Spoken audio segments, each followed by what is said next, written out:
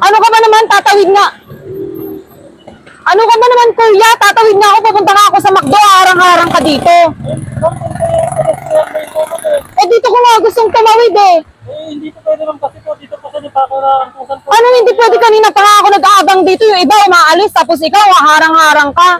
Grabe ka naman, kuya. Rider ka pa naman. Hindi po kasi natatamang mo na ko naman eh. Anong tamang daan, kuya? Ayan nga, oh, daan nga ng tao to, di ba? Doon, kuya, ang daanan, natatawid nga ako, inarangan mo ako dyan. Ayun po yung pedestrianin mo mo. Bakit may nag-book ba sa'yo? Hindi naman ako nag-book, ha? Ayun nga po ma'am eh. Harang-harang ka, eh. Tamang tawiran po kayo para hindi kayo nakarangan. Anong tamang tawiran? Bakit bawal ba tumawid dyan? Ayan yung McDo, kuya, kakain ako. Paano ako makakakain yan? Naharang-harang ka dyan. Kalapit lang naman ng tatawiran. Oh. Punta lang po. Nakakala, ang lapit na. Kuya, pag ganyan naman, nakita mo naman natatawid ako, wag mo na akong harangan. Ano na lang po, susunod na lang po kami ano. Pasensya na po. Pasensya na po. Maraming talaga yun. Pero totoo, kuya. Joke lang, kuya. Joke lang, kuya. May video pa tayo. Yun po.